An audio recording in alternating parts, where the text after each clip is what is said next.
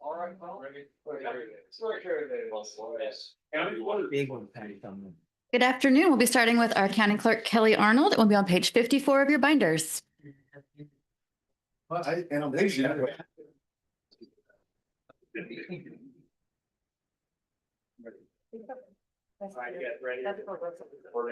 Sure. Kelly Arnold, Judge County Clerk.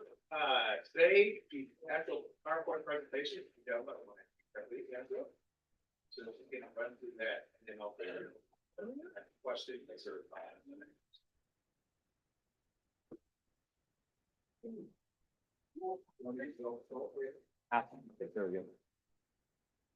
Yeah, sure. Hello, Angela John, Chief Deputy Clerk. Hey, you met Kelly. So the first office overview, basically the county clerk's office remains focused on core statutory responsibilities, service continuity, support for countywide tax and financial processes. And that's basically just a high level of where we stand going into 2027. So for the SWOT slide, the office is operating, you can see, from a position of stability with stable leadership, full staffing, and a strong partnership with IT. Our main pressure points are an aging transfer book system, growing real estate workload, and external risks such as legislative changes and fluctuating costs. So looking at the total budget by fund, the total 2027 requested budget you see is 1.728. It's compared with 1.742 for 2026 revised budget. It's a small decrease, but it's due to the personnel, and it's entirely within the general fund, remains very stable. By category, here you're going to see an increase in commodities. This is due to annual increases in postage, and these tend to be averaging about 5 cents annually per mail piece. And so that's mainly for our revenue neutral rate mailing.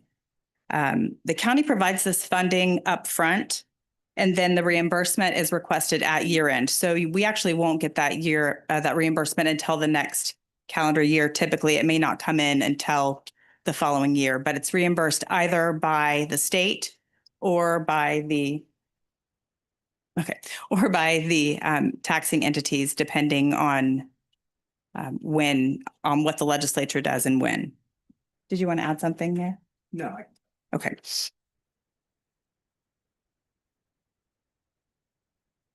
there's your division summary. It's just outlined, reinforces the total request, which again displays here as a 0.81% decrease, but it's basically a stable request. And stability is the word of the day here. Our office remains stable, focus on maintaining services and preparing for future system needs. And I think Kelly said he would answer your questions.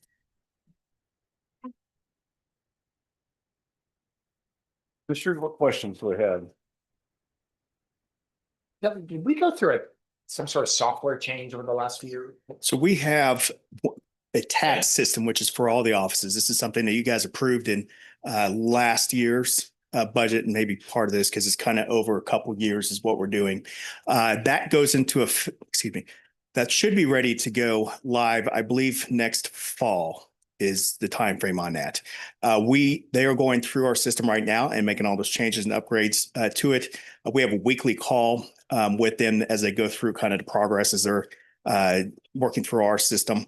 And so that's kind of where we're at on that. That, so far as I know, is going smoothly. We are very much looking forward to that because that not only affects our office treasurers, the appraiser, a little bit of GIS and others. And so that will make significant enhancements for our office where our staff is not doing what we call workarounds all the time. We're having to go do spreadsheets and that kind of stuff. The system should actually be able to calculate most of those things. What fund was that paid from? And was that paid in advance, or are we still on? We are paying in installments as they complete milestones. So as they go through milestones, we pay that. I believe the funds are already in theory allocated for that. It just gets released when the time is right.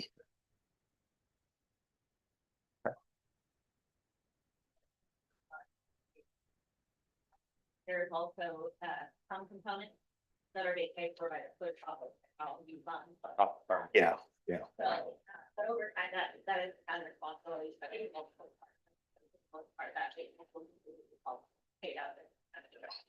The other technology aspect of my office that I'm working on now is our transfer book record. So we keep the history of every transfer ever, right?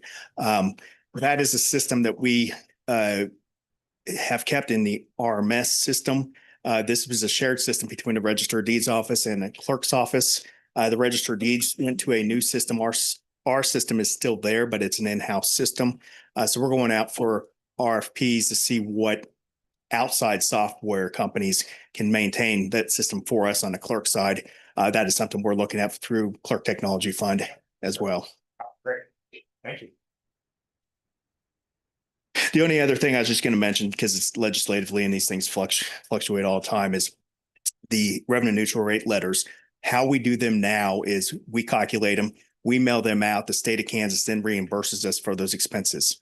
We had a 5-year extension in the tax bill that got vetoed this year. So this current year, the state reimburses us. As legislation stands now, next year, all the local jurisdictions, including you guys, will have to reimburse us for the revenue neutral rate letter. I am going to personally work with legislators to get a rider put on a tax bill this coming fall or winter to try to get that extended. I've never had any pushback from legislators, so I hope I can do that. That should go in effect before we need to get reimbursed. But as it stands right now, everybody had to reimburse us. So we are going to be kind of proactive just to send a letter out to the cities, mainly the cities. We work with the townships and that kind of stuff on their budgets, but let the city knows, hey, this is the process. You're going to get an invoice from us in 2027. This is an estimate of what it likely would be, because I'd like the cities to know now, hey, are you kicking in $30,000 now? You need to know now for your budget for next I time. think that was my question, is what, we have cost estimates like City of Wichita, what it would be for Sedgwick County government? So there is Smaller cities. there is an actual formula, which makes it significantly easier for us to calculate. So we can kind of take the snapshot of what this year is and say, this is what it would be next year. And so, yeah, we are going to try to get an estimate, and we're going to make clear this is only an estimate, but roughly this is what it's going to cost your jurisdiction. But we can support you on the legislative side. Yeah, I don't see it being an issue. Like I said, the House wanted to extend it permanently. Senator from the Senate side said 5 years. And so that's kind of where we're at on that. If the legislation would have changed or would have been put into place, I believe you were briefed at a staff meeting, we would have had significant logistical issues and software changes that we would have had to done. So I'm going to work with the legislatures. If they do something like that again, give us a year to implement type of a deal. So. Yeah. Just a side note, that records management system will be discussed tomorrow on the Technology Review Board project. Thank you, Chairman. I don't know if it's the clerk or someone else, but I'll just assume it's you until you tell me otherwise. But one of the things I would like to see us do to address the taxpayer frustration is to have a more friendly letter accompanying the tax bill that explains them where their tax dollars are going and what they do. And so like a flyer or some type of an explainer that's not prescribed by the state, because their required format is confusing to so many people. And so I'd like to have something in there that explains what the tax dollars do and where they go, and we could add that to the tax bill. Is that something that would be in your budget or someone else's budget? Commissioner, are you talking about something that would send in my revenue neutral rate letter or the treasurer's tax bill? I mean, because you have opportunities at both levels. I think we have opportunities. Again, I'm not sure exactly final answer to that, but I'd like to know what the opportunities are, and then which budget would that sit in? So off the cuff, I'm going to state that, the letter itself from the revenue neutral rate letter is prescribed to us by the state. There's nothing in there that says that we can't add a document into that letter. So that is something that would be available.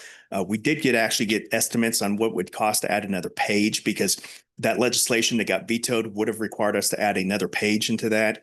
And so we do have cost estimates about what that would cost to do that. It's somewhere in there. Yeah. Yeah.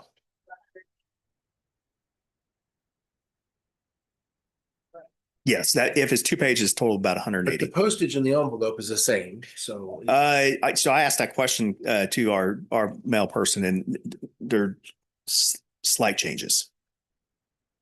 Yeah. We're paying first class postage on this. I was gonna say, it is first class bulk rate type, I So believe. And that's correct. When we looked at this, when we looked at the possibility of sending the petition, what we asked is, would it increase just the paper cost? And she said, no, it's going to increase postage because on some of these, we don't send a single to each parcel. Some of these are grouped together. So then you're having more information go with each additional notice. So our flats that go out, our boxes that go out, that's the information we receive back. And I can look more closely into that email, but I know we specifically asked, I did say it's only the paper cost. She said, no, it will increase your postage. And she gave an estimate for that. So is that true for the tax bill also, or is that just the revenue neutral rate?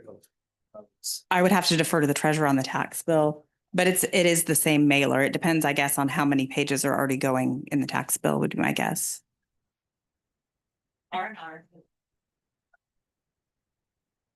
That is part of the tax bill, we would add that, but for each of the tax budget. Also, the general fund. I'll just repeat myself. I think there's 3 reasons why people are upset about taxes. And one of the reasons, I won't waste your time on the other 2 yet, but one of the reasons that people are upset is they don't, first of all, they don't know that they're paying for city and schools and other things. And even within each one of those governments, they don't know what happens in those governments. So if you had a very well-designed mailer that was easy to understand and read, it would at least address some of the frustration that I think people are feeling. And I think that it does a lot to educate people on where the money's going and why. And I think it's worth that investment. It may be more money, but at some point, just adding a sheet of paper, we're talking about adding a sheet of paper because there's so many parcels, being a $30,000, I hope it's not that much, but $30,000 investment to simply provide education. That is a lot of money, but do we not think that's important? I guess I don't know. I hate to spend more money, but I do think it's important to communicate and do a good job. And right now, what we're mailing them is required, but it's not. It does not satisfy anyone's. Not really, maybe a few people, but most people are just upset by it. Yeah. And I will say some of the changes on that in that bill was to try to make it more English, this, where people could just understand what they're looking at and take some of the calculations out and make it more plain. But it didn't pass. It got vetoed. Yeah. And I do see that change coming because I don't think that part was an issue why it would have got vetoed. So I do see that coming in the future. Have more Well, what we simplified. do, we're gonna communicate anyway. It's going to cost us something to do that. I don't know what that. I'm not sure what threshold of comfortableness I've got. I hate that number 30,000. It seems like too much money for adding 1 sheet of paper. But I guess I'd like to challenge that and say, are we sure that's the right number? And if it is is, any way to do this less, less expensive? I don't know. and if it is, I'd have you say, look at what would be most beneficial, the R&R or at the tax bill time, if you're going to choose one or the other. So. Thanks. All right. Appreciate it. Thank you, guys. Okay, next, we'll hear from our Register of Deeds, Tanya Buckingham. We'll be on page 60 of your binders. Thanks, Angela. Yes.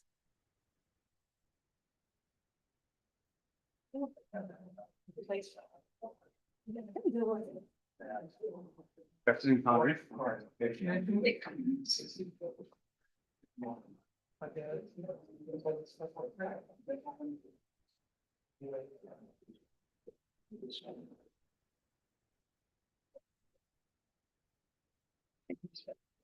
Good afternoon, commissioners and staff. For the record, Tanya Buckingham, Register Deeds, and thank you for giving us an opportunity to present the Register Deeds budget. And I'm just going to jump right into our SWOT analysis. I'll start with the strengths. Our biggest win this year is our Fiddler recording system. This was a heavy lift to implement, but it's already paying off. Faster processing, better accuracy, and much better public access to records. We also launched our property fraud alert and notary fraud alert. We've been out in the community presenting, and enrollment is growing. And I'd like to point out that Kenley Ziering, Chief Deputy, who's sitting over there, she has visited every city in the county this year to educate the public about our property fraud alert. We've opened a full satellite office in Hayesville, which is helping us reach more residents. We've switched from queue list to time tab, which has improved how people experience our office, less waiting and a better flow. Our weaknesses, we still have legacy records to digitize. We've made some strong progress and we're back to 1930, but we still have more to do. There are a few manual processes we'd like to streamline. We know where they are, and it's just prioritizing them. And awareness, this is still a gap. A lot of people don't realize everything that we offer here in the Register of Deeds office. So we want to work on getting out to the public and educating people what we do. Opportunities, passport services are a great opportunity. Last year, we processed nearly 1,800 applications, and we brought in $76,000 that went into the general fund. The fraud alert programs also have a lot of room to grow. We're aiming at a 10% annual enrollment increase. Digitization will continue to expand access to our historical records, and we're setting a goal of adding at least 1 year at a time. And we're really focusing on cross-training so our operations stay strong, so no matter any staffing changes, we're able to continue to do our services. Our threats, budget is always the biggest factor. The things we want to continue, digitization, outreach, technology, they all require consistent investment. Legislation changes can also impact us quickly. Retention is something we're mindful of. Training new staff takes time, and expectations keep rising. Residents want faster, more digital services, and we're working to keep pace with that trend. Our budget request is $1,406,964. The next slide shows our contractuals and commodities with our personnel. We have no decision or revenue packages. Again, this shows our budget request numbers for 2027. We believe this budget supports the full delivery of our statutory obligations, our strategic goals, and the level of service Sedgwick County residents expect from this office. And that is all for my presentation. If you have any questions, I'll be happy to answer them. Hey, Tanya, thank you. Yes. Whenever you worked with the comms department, I thought the video that y'all did was really good. Oh, it was good. Yes. Yeah, it was very, very The informative. one that Kenley and Entertaining. Yeah, Josh good. did, they did really well. Well done. Thank you. Thank you. I know passport services are convenient, but are they required by state law that you do that, or is that something we just choose to do? We just choose to do. You talk about the revenue being $78,000. What's the cost to do that? Well, it's not a cost in the location that we're at in Hayesville. They're letting us use that office. So it's just a matter of either you have your staff here or you have your staff there, because we're not just doing passports, it's a full service. So we're recording documents, we're doing anything that we would do here in this office. This last year was only 76,000 because when they closed the Kellogg East office, we were not able to process those passports. But it is a service that's for the public. It's convenient and it brings in revenue to the county. So you're using the tag office as a place to do this work? We did when the one on East Kellogg, they had an office that was available. We were in that location. And the passport services, they only let us have one location to process passports, but we worked with, we did a legislative inquiry, and now the passport services is letting us have 2 locations. So we had to get approval on that. Where's it today? Hayesville and here in this location. My only other question is talk about the revenue or the costs of how people do, what used to be online document searches they could do through your office. And now it's online. What's how many searches are being performed compared to what we used to have? And what's the revenue or the cost for that software and the revenue that comes in to pay for? I don't really have all the numbers for that, but I do know that the revenue that is coming in for those services is actually paying for the software system. So it is a technology fund. It's not out of the general fund, that service.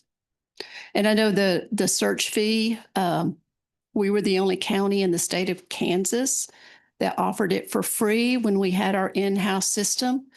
And we've had it since 2014. So when we upgraded, then we went to a fee-based, which is what the vendors offer, all the vendors offer. And I'm going to guess that the number of searches is probably a fraction of what it was before. Kinley, do you have that number? Have that number, but the searching has continued. Yeah, we don't have that number, but I can get it for you. But we haven't seen a decrease in searching. If anything, we've had more people sign up for the subscription. We're signing up anywhere from 2 to 3 subscribers a day right now.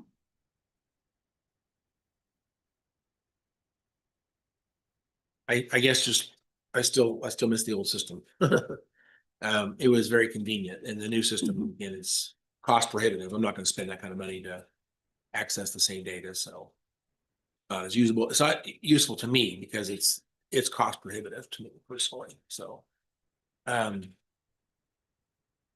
just don't. Again, I don't know if that change was something that was required or something we just chose to do, but I like the old system better because it was available to everybody and it was easy to access. It wasn't a cost, but anyway, this sounds like that ship has sailed. I just like to know how the search, going back to prior to that change, how's our search numbers changed since then? If you want exact numbers, we can go back and search that. That'd be great. Thank Okay. you. You're welcome. Okay. Any other questions? All right. Thank you. Thank you. Okay, next we have the Division of Public Works on page 440 of your binders. Hand over to Lynn Packer.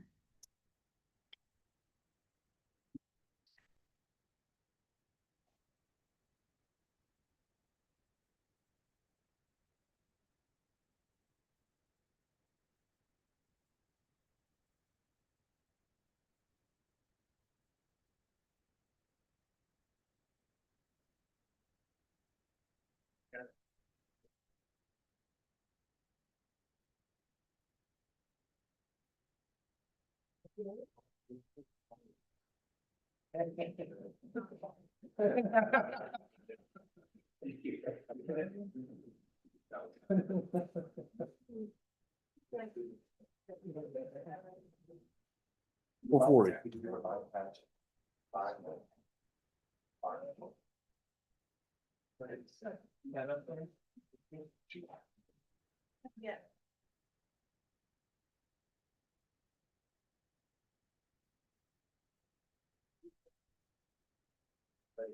One for the special paper. And the special listed one. Thank you. Okay, don't be your analyst. Yes. I know, and then we're yours. Your family's too. Not maybe you guys were jealous about it, even back in your shirt. That's great. The finance will be part of it. Hey. Anyway, finance will be part of it. Well, it was finance. That's good. Sorry. You're good. Good afternoon, everybody. For the Division of Public Works, I'm just going to do a short intro because I do want to mention one thing that is on some of the backup slides, but not in this presentation. And that is going to be our staffing table right now. I'm very happy to let you know that we are 94%, 95% staffed as of right now. We have just a few spots that are opened up in our yards. We are hoping by early summer to have those filled. We're actively searching those and interviewing right now. But I wanted to thank both the commission as well as HR for working with us. Definitely without a doubt, the wage increases have helped us. It's helped with retaining employees as well as attracting new ones. And HR has been great to work with in filling those roles. So I think right now officially we have 4 out of 126, we have 4 positions that are open. I just wanted to, we're very excited about that. Each year we're getting a little closer to filling those up. So thank you everybody for the help in us filling those slots. So we're going to have each department director come up and talk about their individual departments. We do have decision packages, but those rest with the highways department, and Daniel will come up at the end to present those. First up is stormwater management. Good afternoon. I wanted to first jump into the SWOT, the strength, weaknesses, opportunities, and threats. The strengths are, like Lynn said, we're fully staffed in stormwater management. 3 of our employees of the 6 have over 36 years of experience with stream maintenance. Our weaknesses is our equipment is aging, and we actually have 1 backhoe that has been down since December. The costs of repairs are more than the value of the equipment. We have tried to make some changes with one of our bulldozers that's been around since the 1990s. We've swapped that out with a compact track loader, which is a lot more efficient and getting a lot more work done than the bulldozer had done in the past. The 6 members of our crew have about 30 projects on backlog, so they're staying busy. And then on top of that, you might see requests for permanent right-of-way through R-264 on the consent agenda, as well as the temporary construction easements. Those are all being coming through the stream maintenance and stormwater department for rights of ways and easements for construction activity.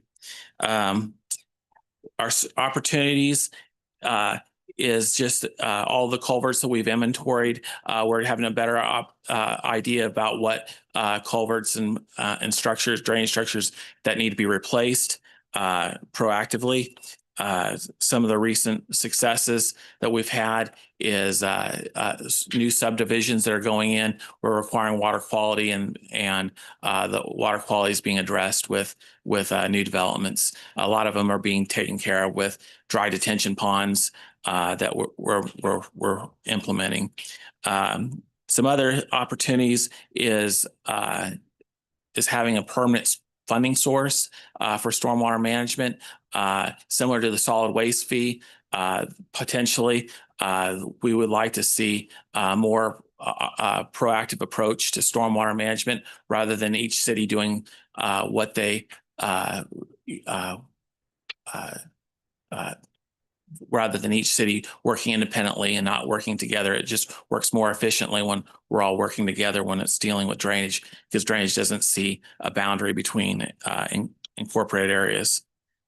Threats, we have a new stormwater permit that's going to be issued in 2028. So there could be opportunities for new requirements. We don't know what those are going to be. The format we've been told that we follow today might change. It's a point system right now where we have to do so many things to earn a number of points. So that's yet to be determined what that looks like. Other things that we have new flood maps that are going to be issued next year, and there could be more structures being added in or removed in the floodplain, and so that could be a source of concern for some that live close to a river or creek that is in a flood hazard area.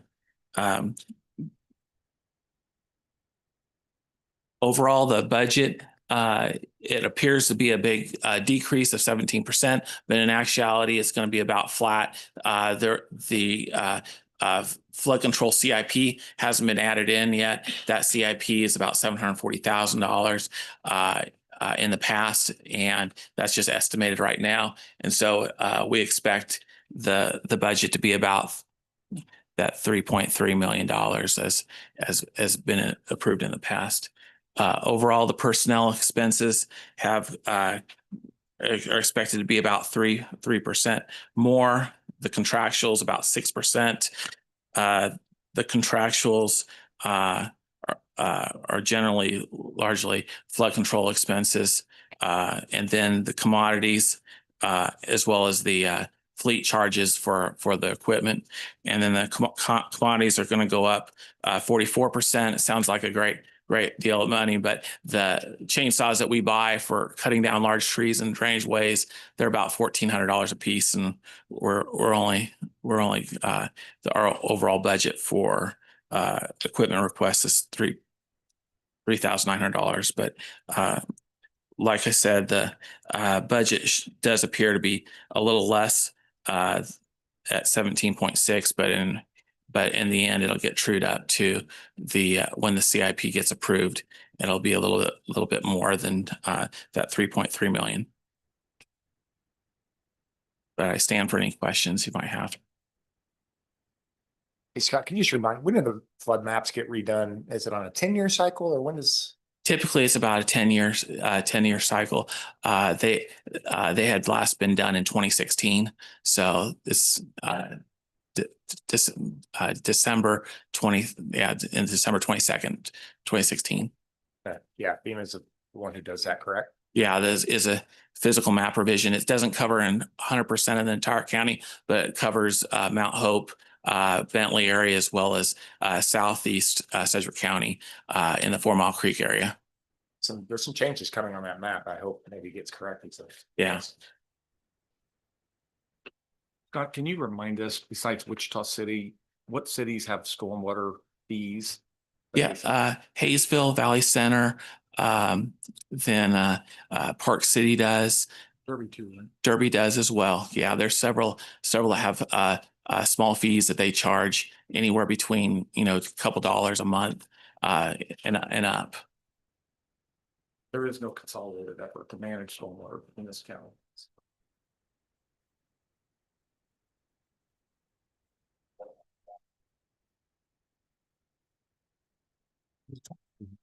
You have a question? Yeah, I did.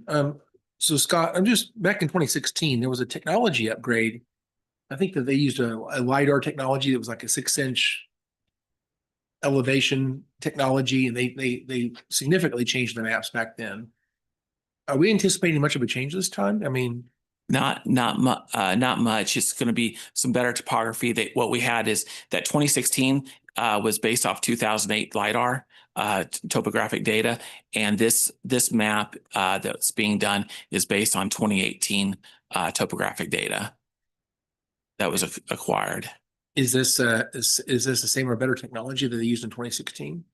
I would say it's a different contractor, and it had some challenges, but it went through a lot of vetting. The U.S. Army Corps of Engineers, USGS, they looked at the data significantly and made sure that it was as accurate as the 2008 data. I guess I'm just I'm curious about someone going back in and out and in and out of the same. If there's properties that are that close to being in or out, and we're going back and forth, that would be some of the structures that were surveyed or were studied in 2008 or actually 2016 maps. The bridge sizes weren't correct in the models that, from what I understood, and so that's the reason why FEMA chose to do what they call a physical map revision on FEMA terms, and that's when they go in and basically make sure that the bridge sizes are accurate and correct, and the elevations associated with those structures. And that was primarily in the 4 Mile Creek watershed area. Do other counties do stormwater management the same way we do it here? Johnson County does it a little differently than we do. They have a fee. They do infrastructure, not stream maintenance. They don't do stream maintenance. We're one of the few counties that do stream maintenance, but stream maintenance is critical in this area just because Johnson County, the water flows rather, or other parts of the watershed, the water gets away rather quickly. But there's only 300 feet of elevation change between Mulvane and the highest point in Sedgwick County, and so it's water moves slowly and it's rather flat and it spreads out over a wide swath. What about other counties? Like, there's, do all counties have this same type of service? No, the Sedgwick County is probably unique because we are the largest county per capita in terms of population wise.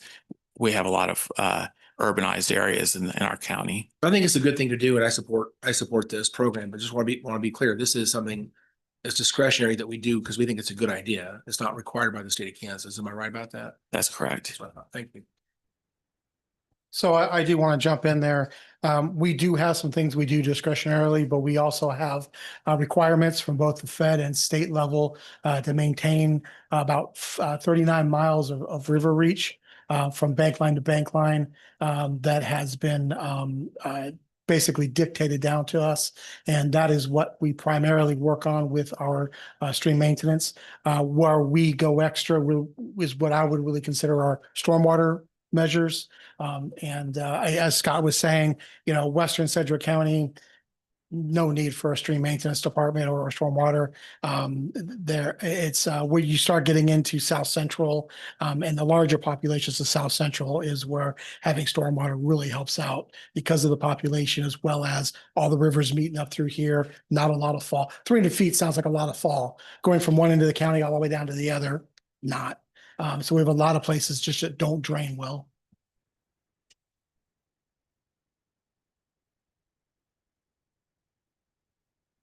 Just want to clarify. So Johnson County has I think that's a 25-cent quarter, 1/10 of a cent sales tax that funds their stormwater infrastructure program. They don't do stream maintenance there. So if you have a stream that's got trees that fell down that blocks water from flowing downhill, that's a private sector it's a civil issue between neighbors. They have to figure out that, or maybe but they do pay for things like concrete culverts and things like that to get the water out of the community. So it's a different way of doing it. We're not really, I guess their strategy there and our strategy here are really almost entirely different. What we think is our responsibility is not really to be compared with what they have. And of course they have a revenue stream. And in Johnson County, that 1/10 of a cent has raised, I did a calculation years ago, like $1 billion, a lot of money. Good afternoon. I'm Mark Furry, Noxious Weed Director.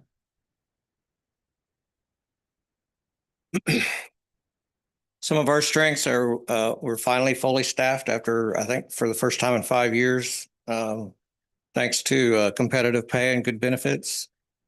We have a stable leadership team and staff years of experience, so we can provide efficient and effective operations. Some of our weaknesses is the new staff take a whole year to train, to go through a complete year of cycle of what we do. And 3 of our 4 spray trucks are 14 years or older and starting to show their age, becoming more issues with fleet and getting them in the shop in a timely manner. Some of the opportunities, hopefully being fully staffed, will increase our productivity. And we did get a new pickup last year with a new sprayer, and hopefully having a 5th vehicle will increase our efficiency. Threats, I just found out today, our threat became a reality. The Secretary of Agriculture actually did sign the measure on April the 30th to add 5 new noxious weeds to our list, take off 1 that was only in 1 county. 2 of the new 5 aren't even in the state. They're not seen here. Sometimes they add noxious weeds to the list as a preventative measure. But 3 of them are here in Sedgwick County. And because they are here, we will have to start requiring people to take care of them. So, and that will require more work on our behalf, and also we'll have to come up with new chemicals to be able to treat those. So does that mean we have to use additional chemicals or, I mean, that doesn't, like, we're not wasting any chemicals we have? No, Okay. it's because we still have the other weeds the other 12 weeds that we do take care of, so. Okay. That should not increase the need for much different. There, we will have, we'll put out an education sheet. Haven't written it yet, but for the biggest weed that will be a problem is the bush honeysuckle. It's not on county property per se, but there's lots and lots and lots of it on private property. Mostly under hedgerows. If you see a creek bank or a hedgerow, you'll see the bush honeysuckle. It's everywhere. So the budget, our ask is the same as, or just a hair more than the revised budget, mostly due to personnel. Our personnel costs are gone up 3%. So the overall budget went up 2.14%. Any questions? Questions? I had a question for you, Mark. With the secretary making the announcement now, or about to make the announcement, when is that going to take effect? It'll take effect May the 15th. So, but there will be, I'm sure there'll be a grace period. And I will definitely extend a grace period to anybody that, at least for a year, you know, to kind of become aware that this is now a noxious weed and how are we going to deal with that? So.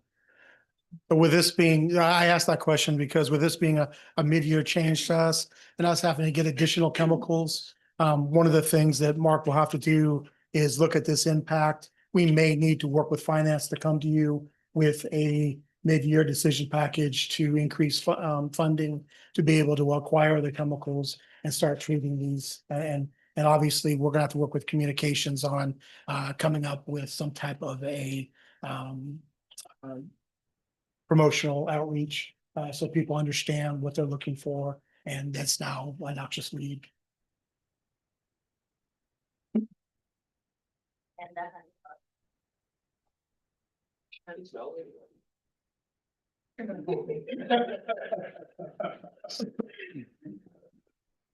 Any other questions? I have a question. Have we added staff to this department? We have not had an addition, no.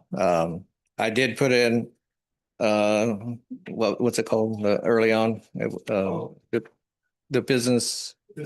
Yeah, business needs assessment. I did put in a statement that said we could be required eventually to add a position if that workload becomes more than what our current workload can handle, but that's yet to be determined, so. There's about a $14,000 increase in personnel costs this year, not counting any planned raises or whatever. So what's that? I have no idea. That's Lindsay's question. It's because they have tiered positions. So we build in the budget authority. If they promote during the next year, they can move up to that next level. So we build that in.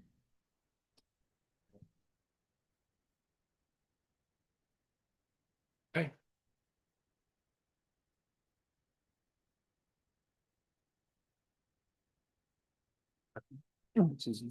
Good afternoon, Susan Erlenwine with Environmental Resources. To look at the SWOT, we're fully staffed, which is great, but even better than that is people with knowledge to address some of the programs that we have.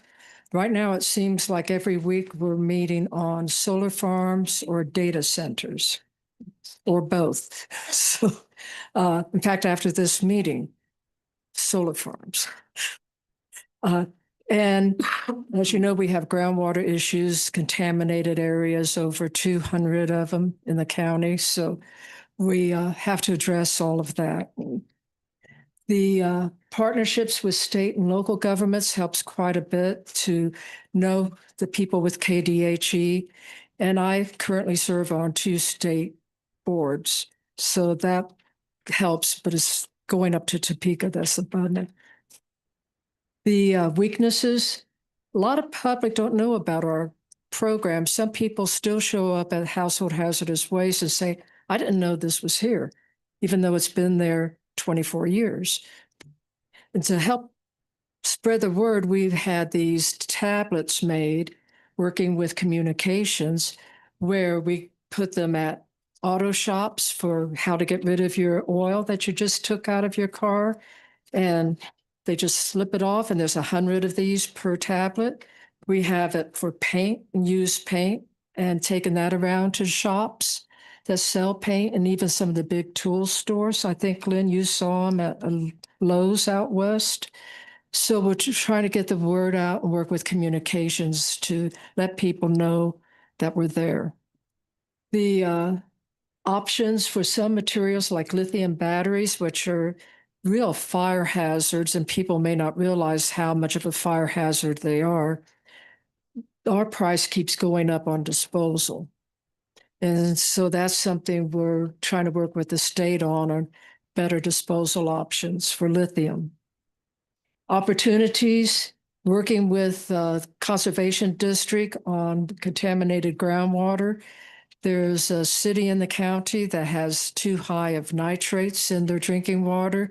And if anyone's familiar with that, it's bad for young children and babies, and they call it the blue baby syndrome because the nitrates combines with the oxygen in their body and the baby turns blue and dies. You've never heard of that? It's real, and it's here in certain cities. The city water and the private wells. So we try to work with meeting with farmers and get money from the state to help cut back on fertilizers.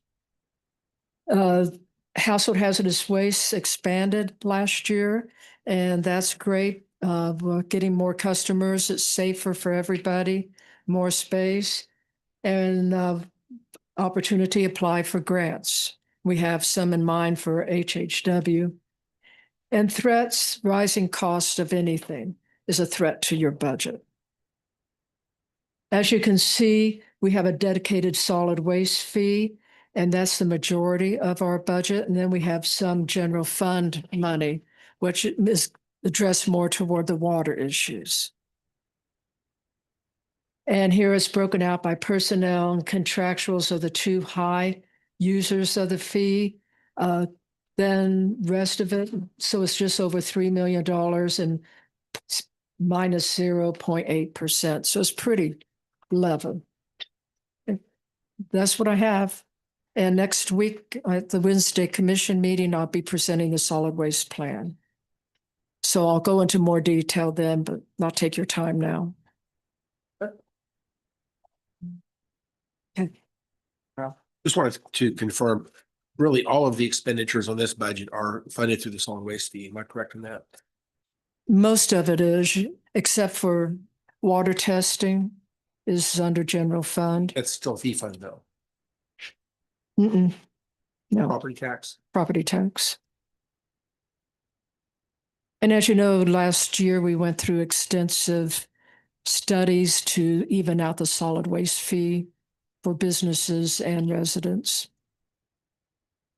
Page 529, I guess I found it. Thank you. Okay. There was a question that I got, and I'm just gonna address it. If you look on page 530 of your reminder, you will see that Susan is listed right. Yeah. Not that we have two Susans. In fact, if you go over and look toward the far right, you'll see that there was 0.3 FTE associated with Fund 110. And then 0.7 of her FTE is assigned to, that's 208 there under the fund column. That's the solid waste fee fund. And so we split out her time based on, we assume how she will. But that's what's simple. Right. You mean I'm not duplicated? There is no one else. And we've not been fun as you are. Thanks.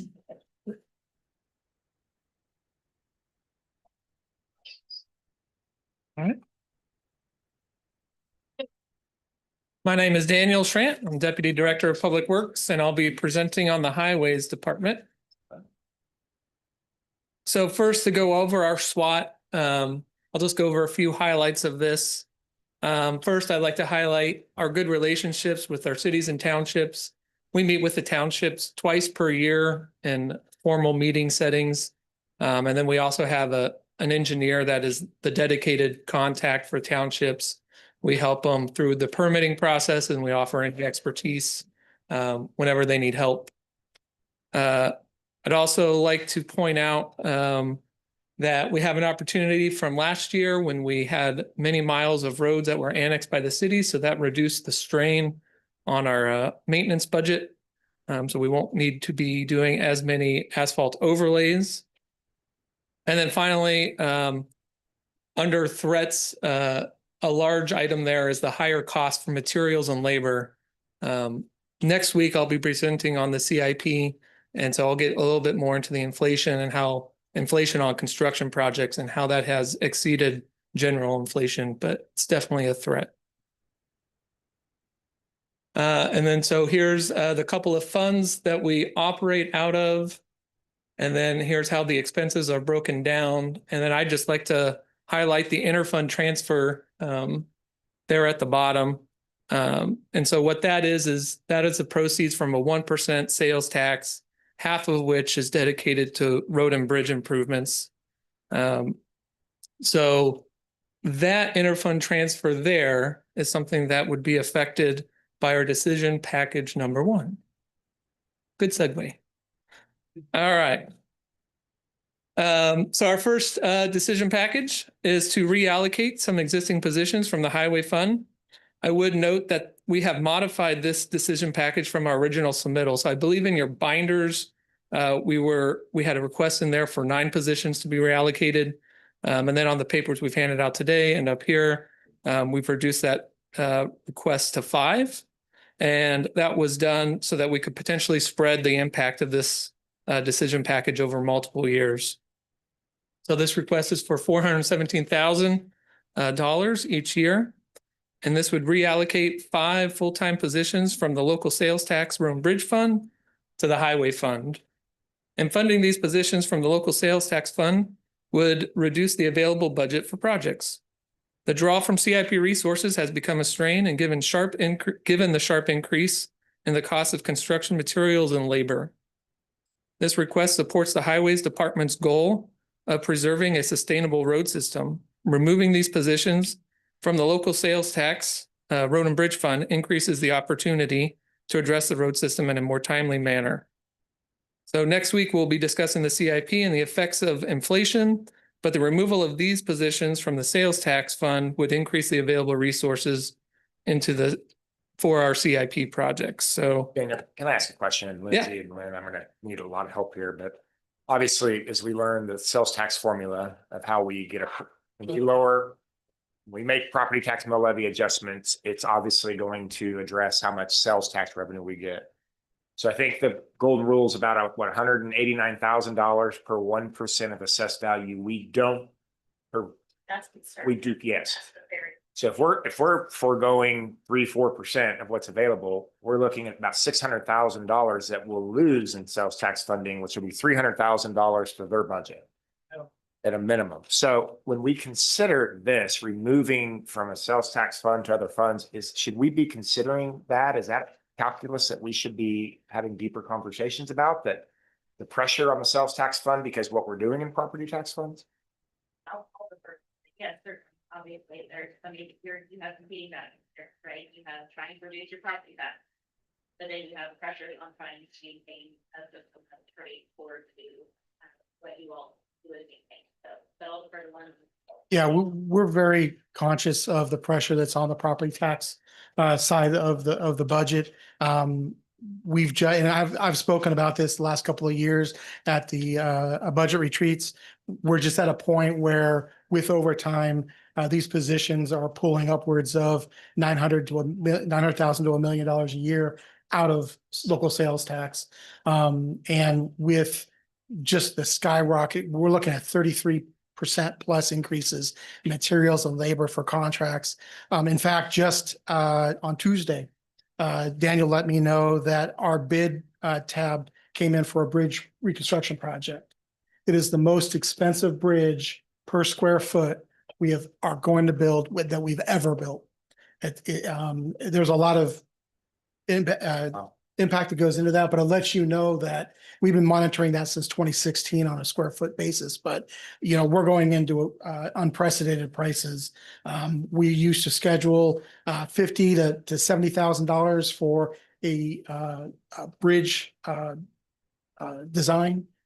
We're looking at needing 100 to 120 now, almost double, just to get an outside consultant to design that work. Well, I don't know what additional conversations probably have to happen in that whole spectrum of the discussion around the sales tax. Obviously, I think that our legislators need to be aware of some of these pressures, with why we need the formula to be adjusted and fixed.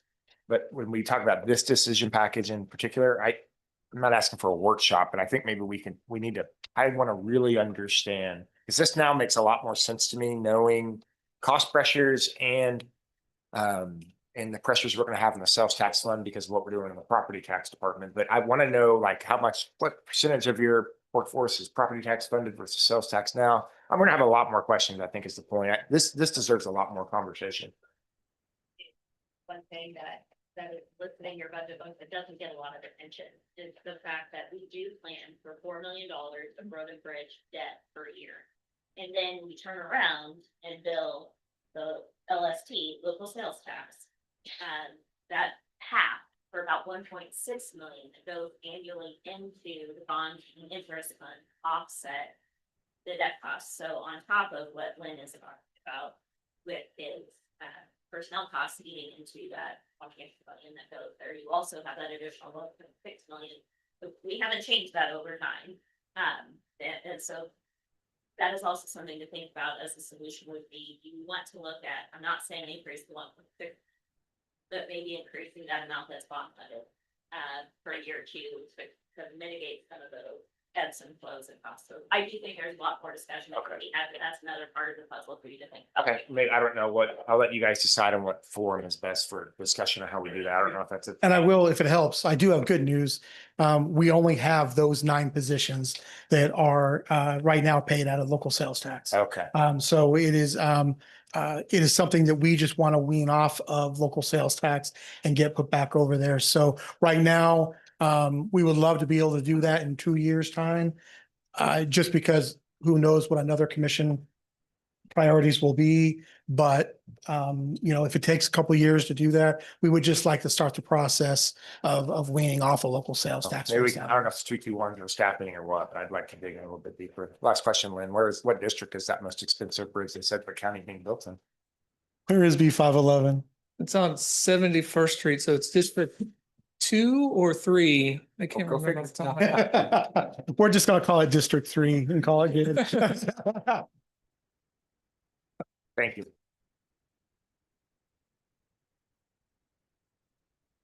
All right.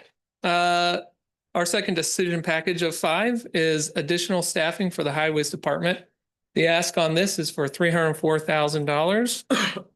And adding these 4 equipment operator positions, which is consistent with an audit recommendation, will directly improve the highways customer service KPI for completing customer service requests within 2 business days by increasing dedicated response capacity and reducing task switching across maintenance yards.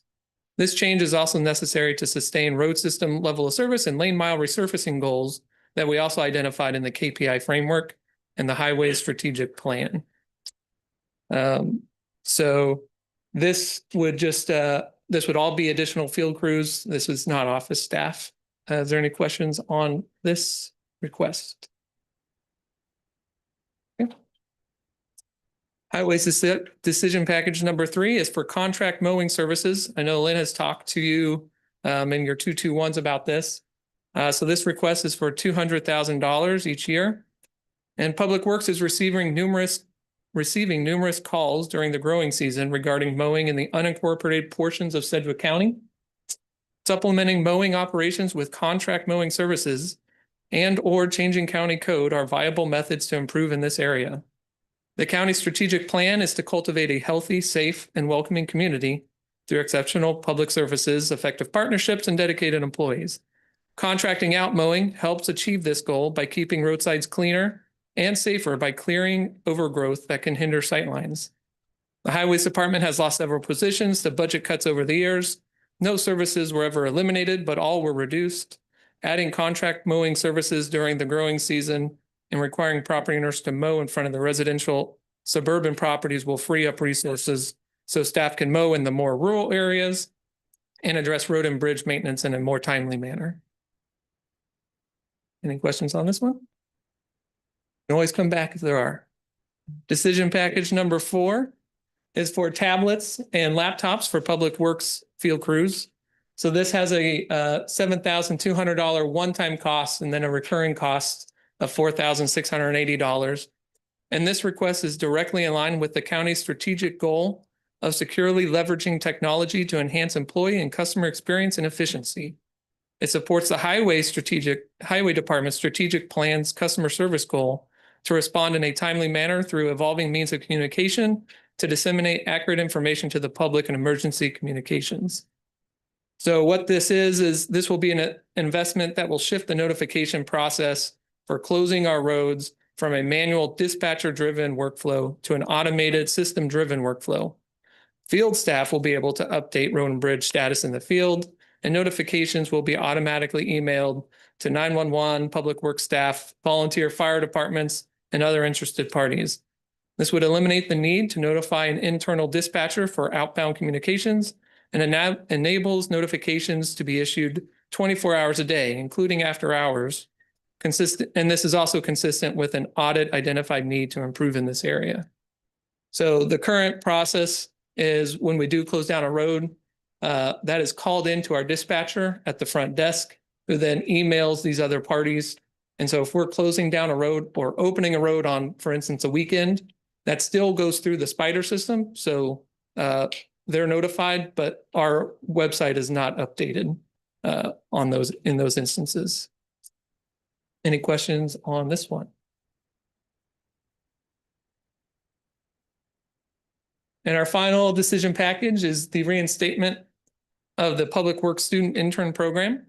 This carries a cost of $15,073.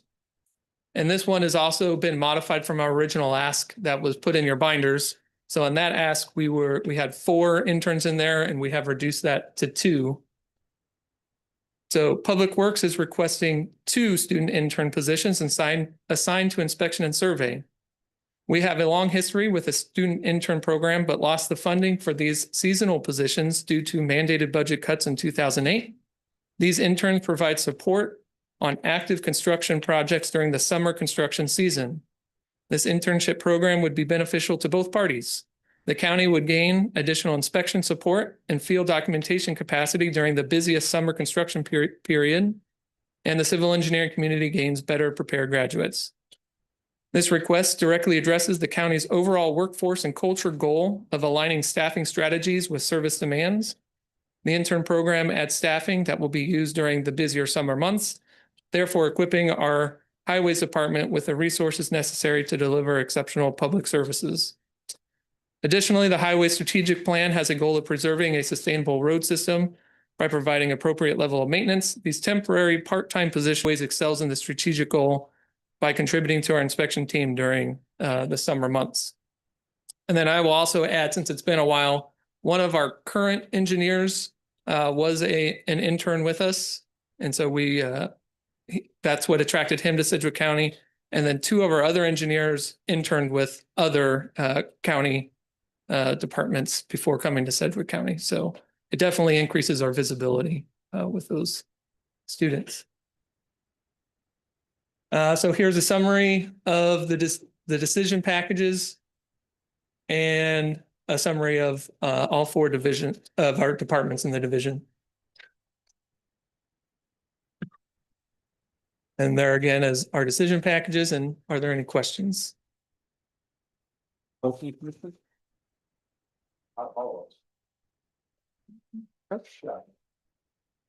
Or just make more of a comment that on page 440, there's a correction that's needed apparently.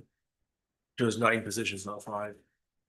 Yes. So yeah, in your binders, it's 9, but on the ones that I handed out here, that one changed, but also decision package number 5 also changed. So it was decision package number 1 and decision package number 5 were altered from the original submission.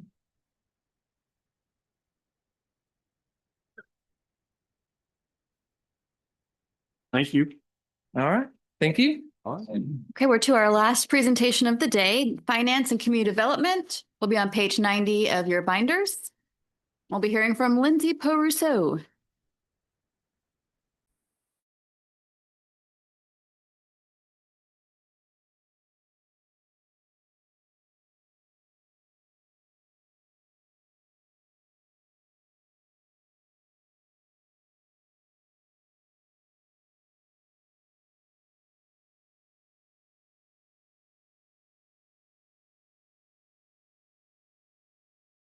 But you need to like get up and stretch for a second. This is a long presentation. We cover a lot. You guys tend to have more questions than I expect, so. Get up and stretch, and please feel free also during the presentation to get up and move. It's not going to hurt my feelings. I am bringing you cookies for CIP next week, but I dropped the ball on bringing them for you today, so.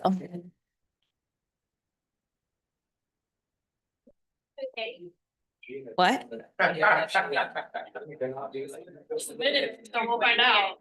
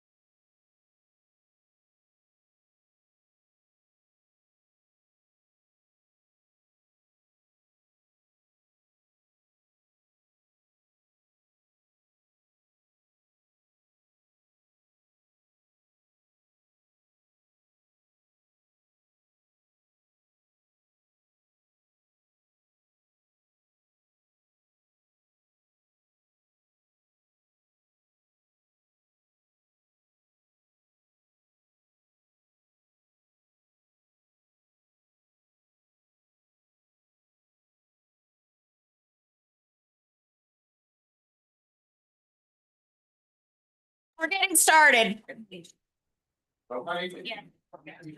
The chairman was being nice about it. I decided to just cut to the chase and use my voice and a microphone.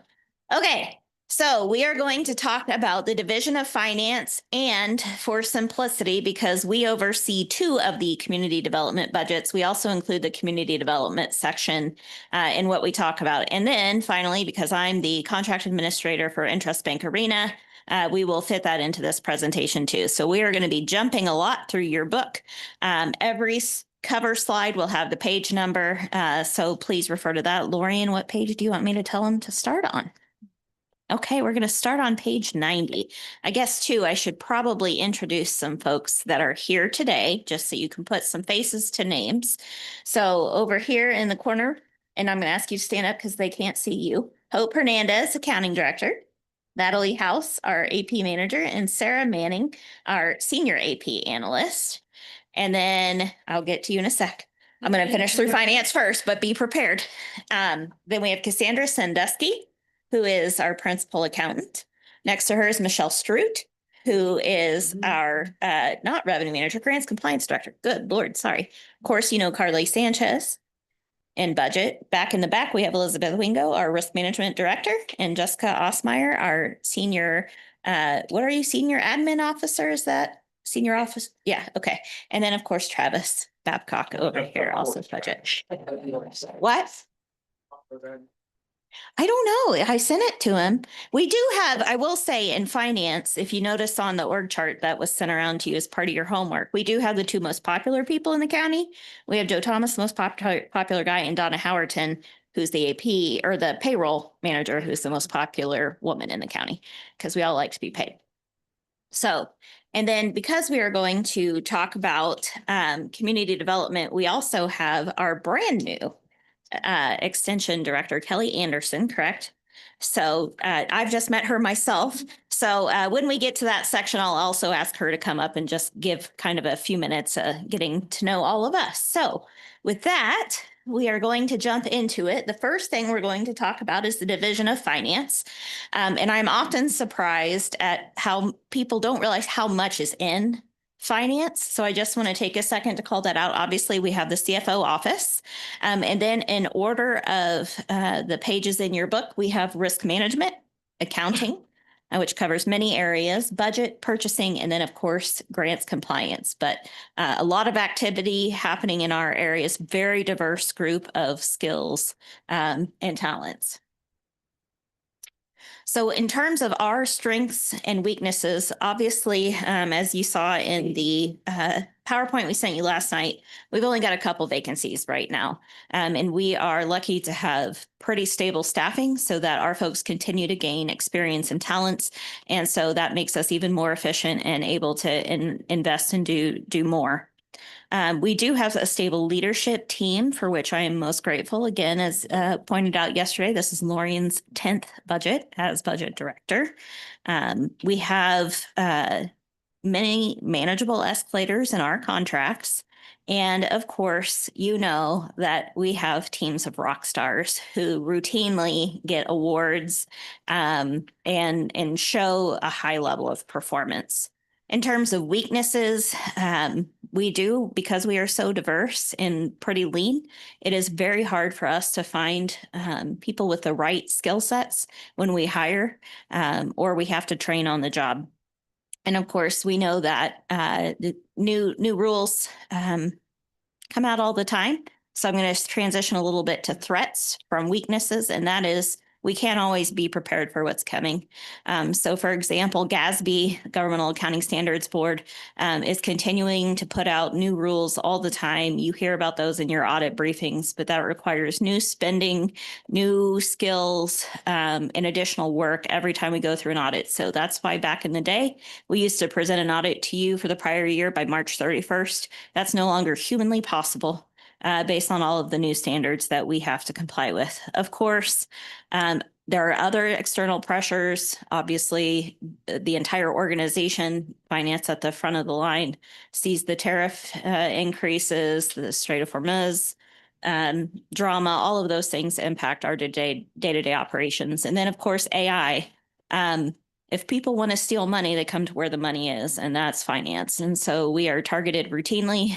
We have wonderful staff who are always looking out for those cyber threats. And IT is certainly a good partner to us on that too, but that becomes something that we are always worried about. On the flip side, though, an opportunity with AI is business process improvements. Right now, our AP team is going through and implementing some tools with Jessica assisting us to get on base to help us use AI in our accounts payable workflows to hopefully help with coding things, correctly avoiding manual errors and those kinds of things. So there is an opportunity there. And then, of course, we continue to try and centralize functions and centralize what we do so that we can assure you as county commissioners who have the responsibility for the entire organization's financials, even when they're independent elected officials, that we are following the right rules, implementing the right internal controls, and in compliance. So good stuff happening. At the same time, there's a lot to be scared of too. So we are super efficient, and we're cutting our budget by $60 million. No, I'm kidding. Just kidding. So it does look like it. So on this slide, what you'll see is that our 2026 revised budget is $73 million, but you can see a significant chunk of that is in the stimulus fund. And so again, the stimulus fund was where we stored all of our ARPA dollars. And right now it is where the state mental health hospital lives. And so that 47, pretend I can read numbers. That's a little scary. 50 million is there exclusively for that purpose. And so obviously it is anticipated that the bulk of that project will be spent down this year. We do know there will likely be some costs going into next year, but we don't know what that will look like yet. So for now, there is no requested budget for 2027 in that area. And then also you'll see in the risk management fund, we have about a $15.83 million, and that was for our settlement agreement this year. You'll see where that came from when we get to the contingency slide. So that was a one-time increase in that fund. So what you'll see for 2027, the $12.8 million is actually our normal operating budget. And you can see in the footnote here, our budget for this year was right at $12.8 million before we got into those two anomalies, the state mental health hospital and the state settlement agreement. So actually a pretty level budget. When you look at it by category, again, it should leap out what those changes are. The contractuals was that settlement agreement. The capital improvements is the state mental health hospital, and you can see those other categories remain relatively flat. We do have a couple of decision packages for our accounts payable team, and so I'm going to ask Hope to come up. We also have Natalie and Sarah here. I want to give a big shout out to Sarah. She assembled all of the data that's in this decision package. I think they're maybe a little scared, so be gentle when you walk through the decision package. So Hope, come on up.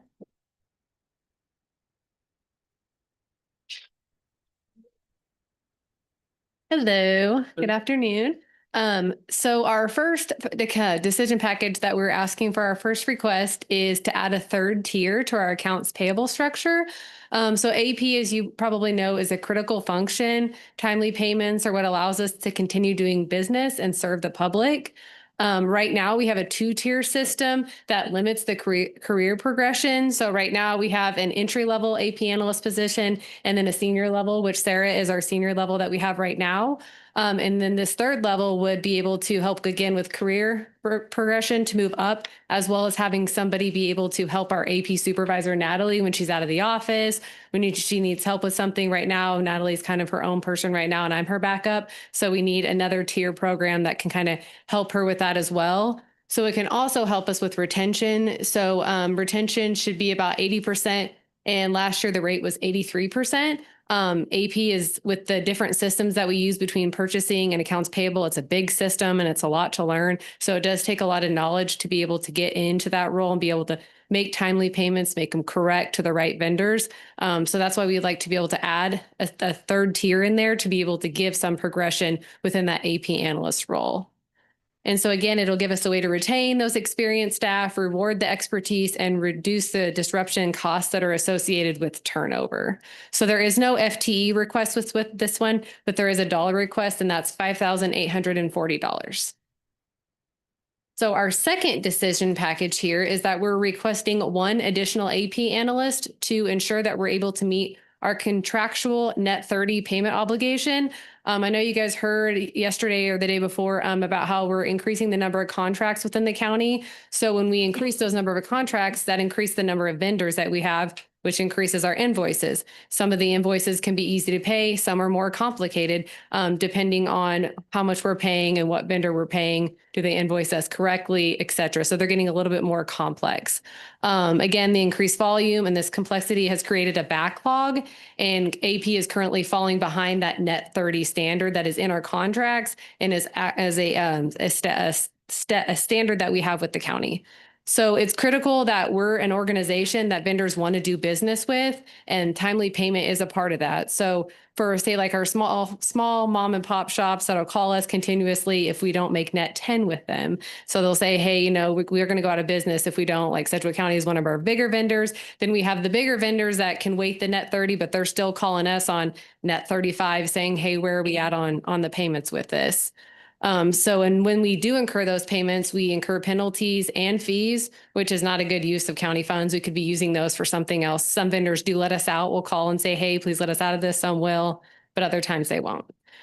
So this additional role that we're requesting is going to help us stay compliant, reduce strain on our staff, prevent turnover, and avoid the unnecessary costs. So this again is one FTE request, which is a total of $76,178. So our total ask for both of these packages and accounts payable is going to be $82,018. Guys have any questions on those two specific asks?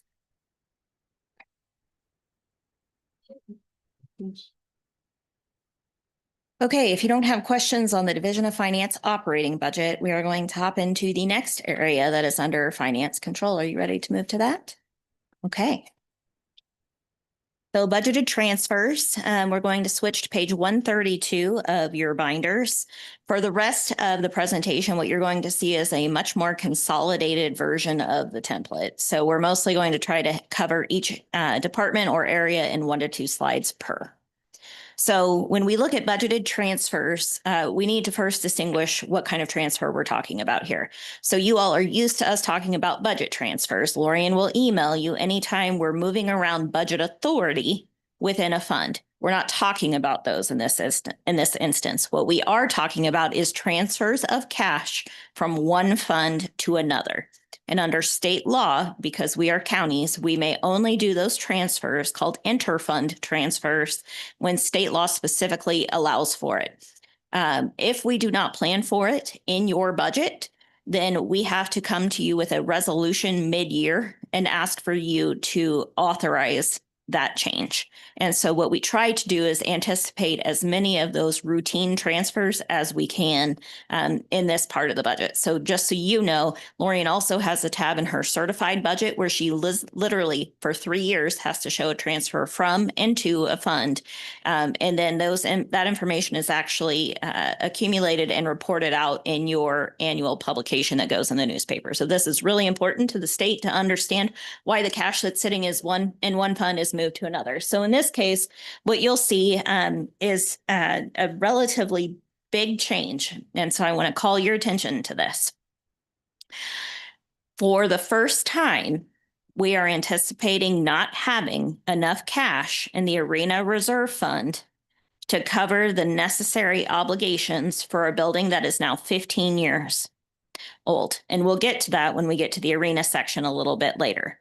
But our solution for planning for that is here in budgeted transfers. We are adding $2 million of planned expense from your county general fund to transfer into your Arena Reserve Fund. The plan is not necessarily to spend $2 million per year. The plan is to allow that to accumulate, much like we had before with an O&M reserve, so that when you have things like a scoreboard or a roof or an escalator or something that's exceptionally expensive to replace, we have a cash reserve there ready to go. And so this is the first step in that process, is allowing for this transfer of $2 million. And I see Commissioner Beatty has a question. I do, yeah. What's the, obviously moving dollars will show differently. Is there a budget impact that we need to be aware of? Yeah, yes. I mean, this is a $2 million cost to the general It will fund. be an ex- So it will be an expense to the general No, it's fund. not home state. Entity wide, I'm going to talk accounting for a second. Entity wide, it's not. It's not an expense because it's not going outside of the county necessarily until we write a check to the arena from that pot of money. But this will be an expense of cash from the general fund and a revenue to the arena reserve fund. So when you're looking at a fund basis, one will have an expense, one will have a revenue.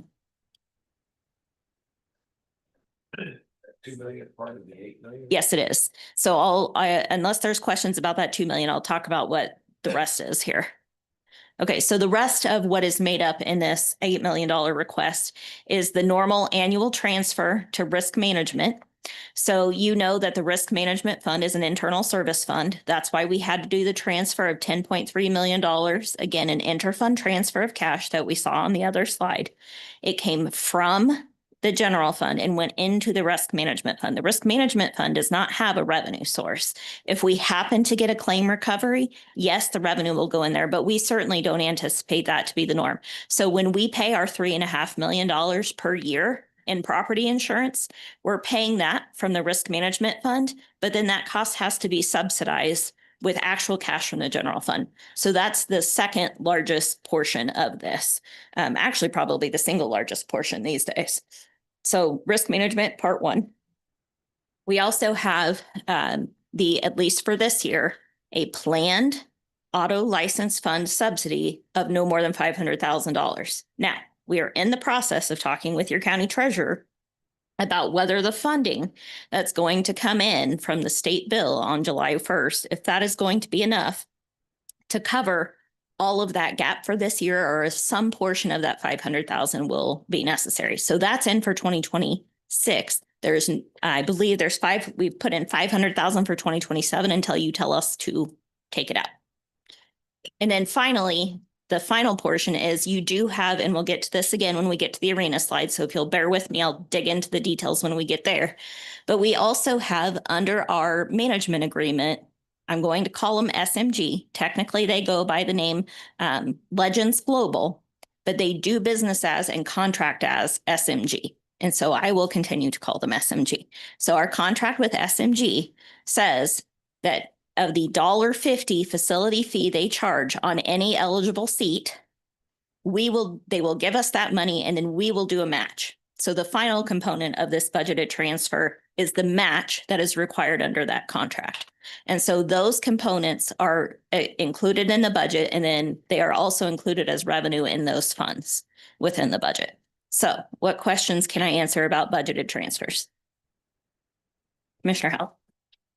Chairman, so just to be clear, the $1.50 fee that we match, that's not part of the $2 million. Correct. That's in addition to.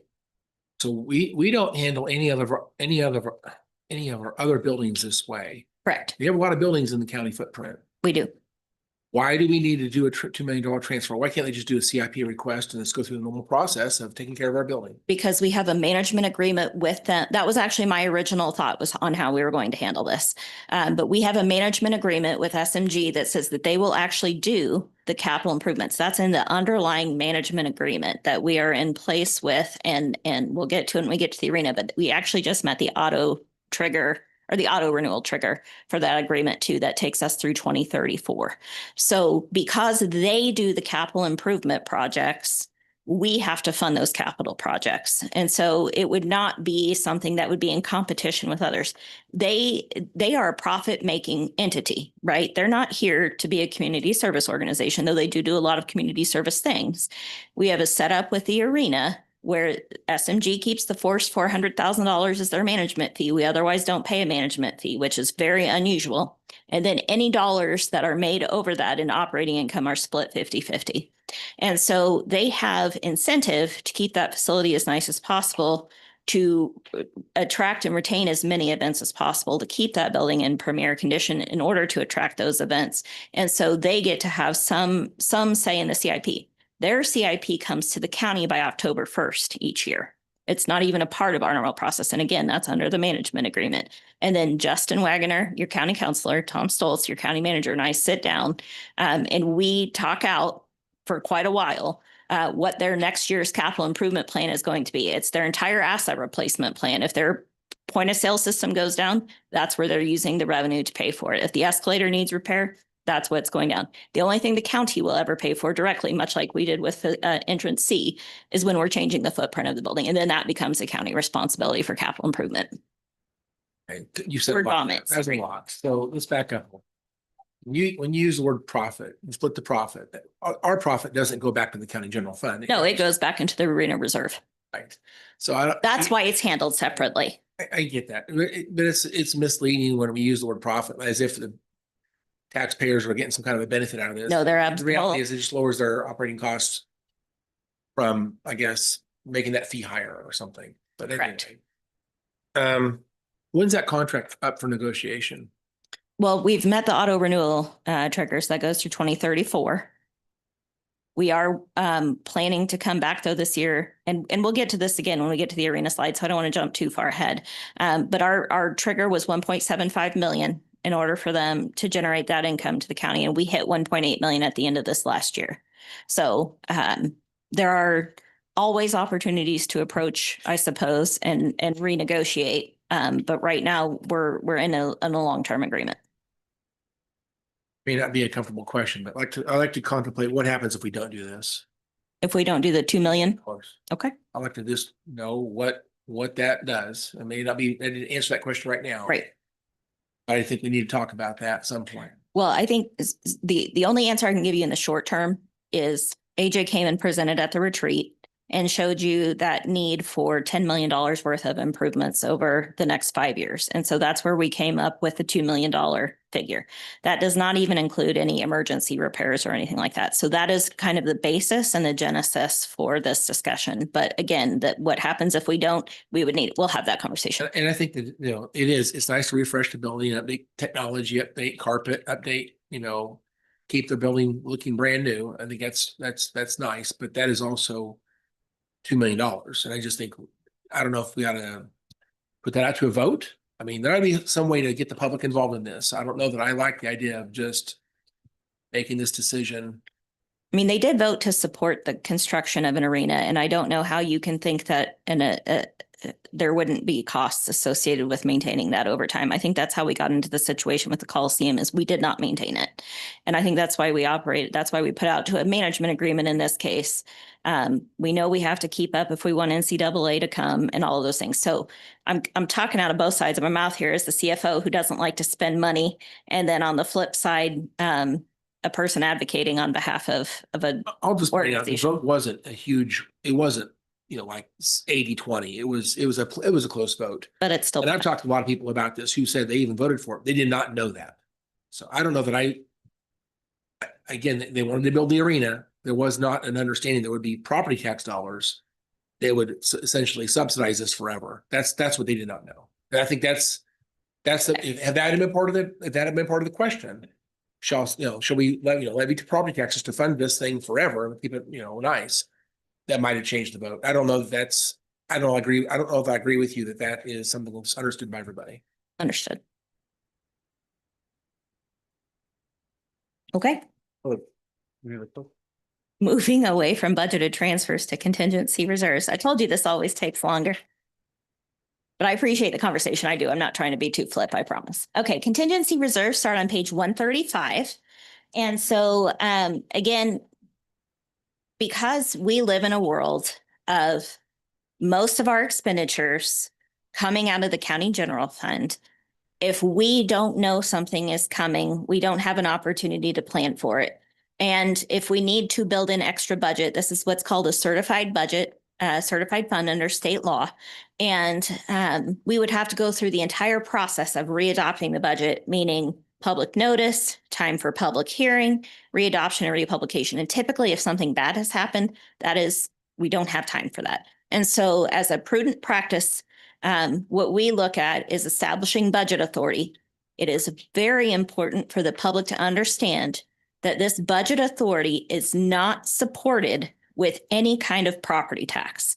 This would go to our fund balance, which Brent talked about during the quarterly presentation the other day. So we are not levying taxes to support this budget authority. So what you have is a series of different reserves with different rules. You have an operating reserve, which is your most generic without restriction. It may be used for any purpose. You have your BOCC contingency, which over time commissioners have had projects that have come up mid-year that maybe are an initiative that they have put forward, a road study or something like that. And so this has been earmarked as an opportunity for commissioners to have a designated source of funding to potentially go to for initiatives that come up through that pathway. Public safety, again, is earmarked and may only be used to support public safety services. So for example, the PFA and PFS contract that came up yesterday, this was the source of budget authority. It was then transferred through the district court, and the district court will spend it from their budget. We have the rainy day reserve. This is limited by county policy. This is tied to your county cash, minimum cash and fund balance policy. There are 5 specific ways these funds can be used. And that's it. And one of those, of course, is settlements or claims against the county. So this was the source of budget authority for that settlement agreement that we paid earlier this year. And then, of course, there's the technology contingency, because as we have learned over the years, you can't always predict when there's going to be something that happens with a technology system or program. And so there's a relatively modest supply of budget authority here that would most likely go to IT, but could also go to other departments depending on technology needs, if you want to think about like the DA, Axon, things like that. So this slide is unlike others in that it shows you the 2026 adopted amount versus what is being requested for 2027. So off to the side here in that text box, you can see the contingencies have already been accessed this year, and the details on those reasons are listed here. And you do get notifications. If you don't approve it, if it doesn't meet the level that you need to approve, if it's Lorian's level or Tom's level, then you're getting notifications about how those contingency funds are being used during the course of a year. And I will just remind you that during COVID in 2021, we used every penny of contingency budget and then had to go into other areas of the budget to scrape it year. And so we think that this doesn't happen, but we've learned it does. By state law, we are limited to contingencies to about 5%, or no, 10%, sorry, 10% of your budget. So this is still less than that for miscellaneous. So that would be your operating reserve. So we are in line with GFOA best practices and state law on this. Any questions on your contingencies? Questions? You've referenced state law a lot, but does the state have an audit group that comes in to make sure we're all right, or we just submit reports? So when Lorian submits her certified budget, it goes to the county clerk's office. They do an initial review. And then yes, once the mill levy rate is set, after November, those documents are sent up to the Department of Administration, Municipal Services, and they audit it. So we are looked at twice, locally and then up there. And then of course, when our external auditors come through, they do spot checks and things on that too. They do spot checks to make sure we're. Oh, absolutely. Signed off. Yes. And there are specific portions of our ACFR that reference that. Okay, we're going to keep going. All right. Everybody's favorite thing to talk about, debt. We're going to go to the bond and interest tab in your budget. So we're moving out of general government and into bond and interest. So again, this fund is in place to pay all of our debt service obligations. It is one of the 5 county property tax supported funds that Lorian talks to you about. So when you look at our financial forecast, this is one of the funds that's included. So what you will see is we are in phenomenal shape on our debt. Our debt ratio actually went down to about 10.6% of our eligible state limit in our most recent ACFR that you'll see from Hope next month. We are anticipating a decrease in the amount of debt service we're requesting in 2027, and that's largely due to timing of when we're doing debt. We have now shifted at the advice of our municipal advisor and bond counsel. We used to do debt issuances in the fall. Now we do them in the winter in January or February. And so because of that, we don't start paying the debt until the next year. And so that has resulted in kind of a hiccup year as we adjust to that. So one of the things you always ask about every year, and we provide in this slide and we'll provide next week in the CIP slide, is how much debt is falling off versus how much debt is coming on. So you do have an adopted CIP, and that's what Lorian has used in her forecast, but that's because next week we're going to talk about what the new CIP is going to be. So keep this in mind. We'll talk about it again next week, but you can see that in the next several years, we have some really big annual debt service falling off. And we do have plans, and you'll see it in the CIP within the first few years, to have some pretty significant debt added on so that it stays relatively flat, so that there's not a shock to the system. We are well aware that in 2008, the commission raised the mill levy rate to construct jail space. And then several commissioners lost their races. And so we try very hard in the planning that we do to never put the commission in a position to have to vote for a tax increase for debt. So a lot of what you'll see in next week's recommended CIP and the timing is driven by this purpose right here. So we do have a method to our madness. So any questions about this at a high level, recognizing we'll come back to this next week. Okay. If you need to get up and move, feel free. Okay, now we're going to go way back in your book to the Culture and Rec tab, if you want to follow along. And we are going to talk about Interest Bank Arena. So I'm going to talk a little more here, even though we've already talked a lot about Interest Bank Arena. So again, I'm going to use the term SMG, even though everybody in the news refers to them as Legends Global. That is their new technical name. We have, so I fibbed Commissioner Howell, and I apologize, because we just met the trigger. We're actually through 2037. I thought it was 2034, but it's 2037. So, and that was again, if 1.7 million was earned in a 10-year period. Well, we met it early. And so we are now at the end of 2025. The arena had earned for the Arena Reserve Fund. Again, this does not go to the general fund, to your point earlier. We have earned $1.883 million. A large part of that was the NCAA tournament and the U.S. Figure Skating Championship last year that pushed us into getting more operating income than had originally been anticipated. So that agreement does call for the county to fund the CIP. On October 1st of each year, SMG has to provide 3 documents to me as the contract administrator. They have to plan or provide an annual plan, which is essentially what they do to make sure that the building is up to date. It's where they provide verification of their property insurance. It's where they let us know the status of all of their equipment and age and all of that. So it's a pretty in-depth document. They also provide an annual capital improvement plan. And then they also provide an asset replacement plan that goes about 15 years. So all 3 of those documents are received on October 1st. And then we have some back and forth. If there's questions or negotiating that we want to do, they have been very good partners to us in the past and have reduced those amounts, recognizing the position of the Arena Reserve Fund. So I don't want to make it sound like they're out there demanding dollars all the time. They are good partners, but they also have a building to maintain. And so we get a copy of those detailed plans. Like I said, we have a 15-year asset replacement plan that we received from them that shows all of those dollars. So we do know that it's very well respected, but we also know that there are more arenas popping up across the country. They have nicer, newer stuff. And so that does create an opportunity for conflict, especially right now, where we're talking about potentially having to go to a property tax supported fund for support versus just being able to use revenues generated from the facility.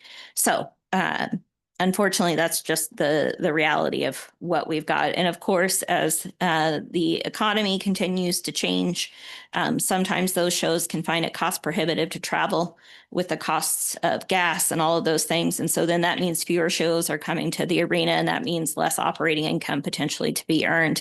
And then, of course, that also results in pressure on folks who want to attend events. So you can see the Arena Reserve Fund is what we call an enterprise fund as opposed to an internal service fund or a property tax supported fund. So it lives in a fund all by itself. It has its own page in your monthly and quarterly financial report. And that page actually shows everything from the inception of the arena all the way through today. So it is a unique page in that document. You can see that for what we have included now and what we anticipate based on the asset replacement plan. Unlike other budgets that have a flat budget target, you can see that capital improvement is anticipated to go from 1.1 million down to $875,000 for next year. Contractuals is where the county receives the revenue from naming rights and then remits those funds to the arena for operation of signage, the suite tickets that those individuals get, the parking, all of those things that those folks are entitled to through their contracts with the county. We do have some folks in the community who note that this fund and our ACFR routinely shows loss, and that is because of depreciation. On a budgetary basis, this fund continues to be in good shape. Commissioner Meitzner. You said there's a history of the. In the quarterly and the monthly financial report. Reserve fund that's number. No, so would you, oh, Maureen, I'm so prepared. So it is in your quarterly. So when you get back to your desk, if you so desire, page 37 shows this column here, gotta put my glasses, shows fiscal year 05 through fiscal year 25 actuals for all of the revenues and expenses by category. And then there's a fiscal year 26 amount and then a cumulative total off to the final side so that folks can see the original construction cost, the maintenance costs, emergency repairs, everything we've paid since the inception. And so that's shown in your monthly and your quarterly reports. Thanks for reading those, sir. You just overlooked that page. That must be it. Absolutely. That makes perfect sense. Sorry. Okay. Commissioner Howell, do you have a question? There's a sidebar happening here. I am curious, just one question. This is, what was the reserve fund initially once the arena was built? About 15.5 million. 15.5. When it was, after it was built and opened, that was the balance in 2010. Some of that used for entrance C. Yes, about How much is 2.7 million was used for entrance C. We also did the scoreboard, which I think was a couple. Between so the scoreboard and that big marquee screen that you can see from Kellogg and all of the signage around was about 2.2 million. I have a question, but I'm not going to ask it here. Okay. I'll ask you later. Okay. I will look forward to it, I guess. Any other questions? It's cryptic. Okay. We're going to keep going. All right, extension. I'm going to cover this slide very quickly, but then I'm going to ask Kelly to come up and speak to you all. So you can see $706,000 was the budget that was included in 2026. As of right now, it is the flat budget that has been included for this upcoming year. And I will let you talk through all of the wonderful information you sent over. I just tried to summarize it. Good afternoon. Good afternoon, commissioners and guests. Thank you for having me. I'm Kelly Anderson, the new Extension Director at the Sedgwick County Extension Education Center at 21st and Ridge. First, I just want to say thank you all for your portion of our budget. We are incredibly grateful for what you provide and how it helps us serve citizens here in Sedgwick County. So some of the strengths that we felt that Extension provides to Sedgwick County residents are just first and foremost, a very broad and trusted program portfolio. We have about 9 areas that we serve and do and provide programs and resources in: agriculture, horticulture, parenting, family and consumer sciences, 4-H youth development, community vitality, and economic development are our main program focuses. And so we believe we have a demonstrated public value in providing those programs. We have about 374 master gardeners that contribute roughly 29,000 service hours to the community in terms of the work that they do in taking questions, community beautification projects, school enrichment, community gardening, things of that nature. The SHIC program, Senior Health Insurance Counseling of Kansas, takes, I believe, about 1,786 calls a year in providing free, unbiased Medicare counseling. And that saved the county about $1.98 million in 2025. Some of our weaknesses that we feel are just that our current programming needs exceed our staff capacity. Due to some reduced budgets over the past 3 years, we have reduced our staffing by a few agents. And so we have a very heavy dependence on those SHIC volunteers, Master Gardener volunteers, and 4-H volunteers to continue to maintain the programming that we do. Some opportunities that we feel we have are that with increased funding, it would allow us to rebuild our staff back to full capacity. One of the huge opportunities that I've seen just in the 5 months that I've been here is our opportunity to partner with Sedgwick County on some services. We already do. We have 3. We've just in the Q1 of fiscal year 2026, we've partnered with the Sedgwick County Health Department to offer a class called Matter of Balance.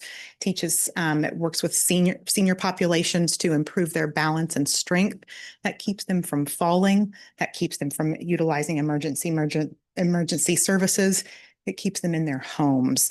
And so the participant list for that class is super long and the waiting list is super long. And so I think there are some real opportunities to continue to partner with you all and expand those partnership opportunities for some services. Along with that, some co-branding opportunities as well, so that people know what we do, how those services are utilized, and how we partner together on those. Threats, obviously, our budget reductions, along with other financial pressures have really decreased our ability to meet those needs. Competition for public attention. We know that in this landscape of social media influencers, people can find information anywhere. And so we want to continue to be seen as that unbiased resource. We're not here to sell people things. We're here to make their lives better. Yes, that's it. I'll be quiet. I know you have a lot to get through today, but I would take your questions. And again, I thank you for the opportunity to be here today.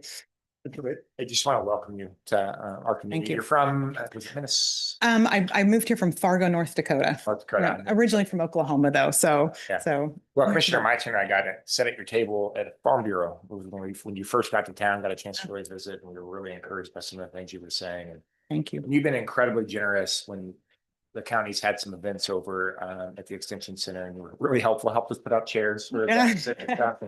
And so I just welcome Sedgwick County. We really look forward to working with you, and really Thank you. impressed so far. Thank you so much. Any other questions? Yeah, I appreciate you being here and helping us better understand what all you guys do, because it is very important and it touches a lot of things in our region, and I'd like to highlight that and just be more communicative about it. So thank you. I was going to share, one of my goals is to talk to you all on a much more consistent basis. And so I've already worked with Tanya I'm on your, I believe, May 20th agenda to share our Q1 impact report and our 2025 highlights. And I'd like to do that on a quarterly basis, with also providing some printed material at that time as well. So that's a goal.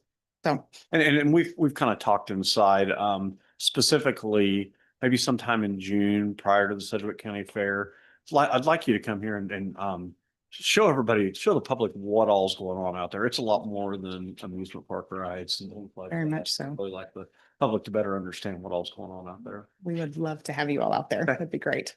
Thank you. All right. Thank you all for your time. Questions? I was just going to add, I've really enjoyed seeing you come on board and coming on as a new commissioner, and during the Extension Center. I was able to see a lot of connections immediately that we do both, in our health department and aging services. So I really appreciate you looking into that and seeing what we can partner up on and make sure we're not duplicating those.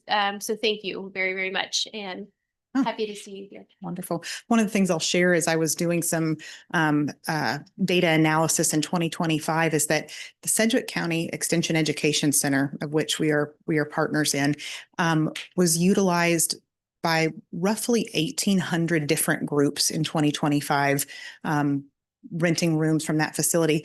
And I will say that I think about 30% of them are Sedgwick County entities, the Sedgwick County Power Program, Sedgwick County Health Department, Emergency Management Services. And so I think it's a wonderful facility that has a lot of opportunity to be a community engagement center for all. And so it's already being used that way, but I think there's a lot of opportunity there as well. So thank you.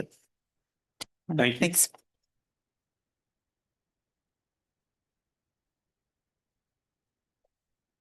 Okay, still in community development, economic development is next, of course. How much longer we got, Lindsay? Because we've got. It's entirely up to you. I have to talk about economic development, community development, and WSU. Yeah, we've got to be over. Can I have 3 minutes? Okay, economic development's budget request is flat.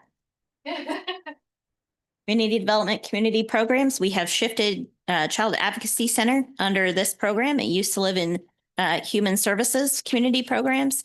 Now it lives in Community Development Community Programs along with Transit for Oaklawn. You'll remember that last year you all directed a RFP to be done for potential opportunities for transit services in Oaklawn other than City of Wichita. I think the first iteration went out. We didn't get much from it. So I think a second iteration is being prepared. And then the final thing is $8,000 for Mediation Center. Again, this is an opportunity to release some stress off of the district court. All told, $265,000 flat budget. WSU 1.5 mils. I feel like we have talked this into the ground recently, so I'm not going to cover that. You can see that roughly the 1.5 mils is valued at roughly $12.8 million in 2027. And you can see that we do include a $500,000 contingency that brings it up to that 13.3 million. And that's because in case we collect more property tax than we anticipate, we want to have a mechanism, again, property tax supported fund. We have to have the budget authority there. We have to readopt a budget. So we make sure that we add in additional budget authority just in case those expectations are exceeded, and we have a mechanism by which to get those funds paid out. I do believe at some point between now and your recommended budget, you will get a list of programs and funding requests from WSU. I don't think we've received that yet, have we, Tom? Okay, so more to come on this one. That's what I got.